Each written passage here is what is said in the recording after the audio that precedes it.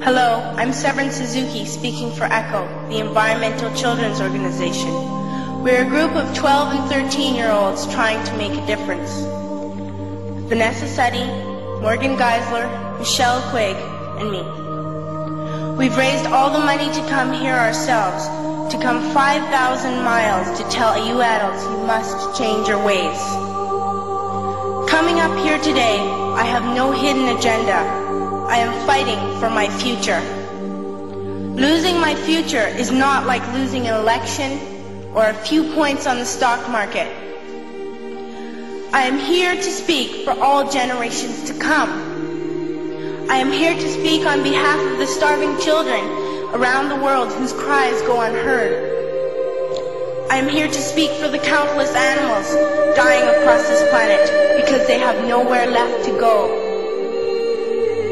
I am afraid to go out in the sun now because of the holes in our ozone. I am afraid to breathe the air because I don't know what chemicals are in it. I used to go fishing in Vancouver, my home, with my dad, until just a few years ago we found the fish full of cancers. And now we hear of animals and plants going extinct, every day vanishing forever. In my life, I have dreamt of seeing the great herds of wild animals, jungles and rainforests full of birds and butterflies. But now I wonder if they will even exist for my children to see. Did you have to worry of these things when you were my age? All this is happening before our eyes, and yet we act as if we have all the time we want and all the solutions. I'm only a child and I don't have all the solutions. But I want you to realize, neither do you. You don't know how to fix the holes in our ozone layer. You don't know how to bring the salmon back up a dead stream. You don't know how to bring back an animal now extinct. And you can't bring back the forest that once grew where there is now a desert. If you don't know how to fix it, please stop breaking it. Here, you may be delegates of your government, business people, organizers, reporters, or politicians, but really, your mothers and fathers, sisters and brothers, aunts and uncles, and all of you are someone's child. I'm only a child, yet I know we are all part of a family, 5 billion strong, in fact 30 million species strong. And borders and governments will never change that. I'm only a child, yet I know we are all in this together and should act as one single world towards one single goal. In my anger, I am not blind, and in my fear, I am not afraid of telling the world how I feel.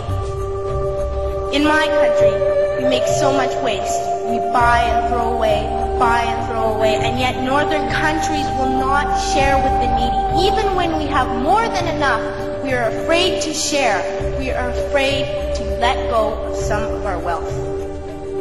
In Canada, we live the privileged life, with plenty of food, water, and shelter. We have watches, bicycles, computers, and television sets. The list could go on for 2 days. 2 days ago, here in Brazil, we were shocked when we spent time with some children living on the streets. This is what one child told us. I wish I was rich. And if I were, I would give all the street children food, clothes, medicines, shelter, and love and affection. If a child on the streets who has nothing is willing to share, why are we who have everything still so greedy? I can't stop thinking that these are children my own age, that it makes a tremendous difference where you are born. That I could be one of those children living in the favelas in Rio. I could be a child starving in Somalia, or a victim of war in the Middle East, or a beggar in India. I am only a child, yet I know if all the money spent on war was spent on finding environmental answers, ending poverty, and finding treaties what a wonderful place this earth would be. At school, even in kindergarten, you teach us how to behave in the world. You teach us not to fight with others, to work things out, to respect others, to clean up our mess, not to hurt other creatures, to share, not be greedy. Then why do you go out and do the things you tell us not to do? Do not forget why you are attending these conferences, who you're doing this for. We are your own children. You are deciding what kind of world we are growing up in. Parents should be able to comfort their children by saying, everything's going to be all right. It's not the end of the world, and we're doing the best we can. But I don't think you can say that to us anymore. Are we even on your list of priorities?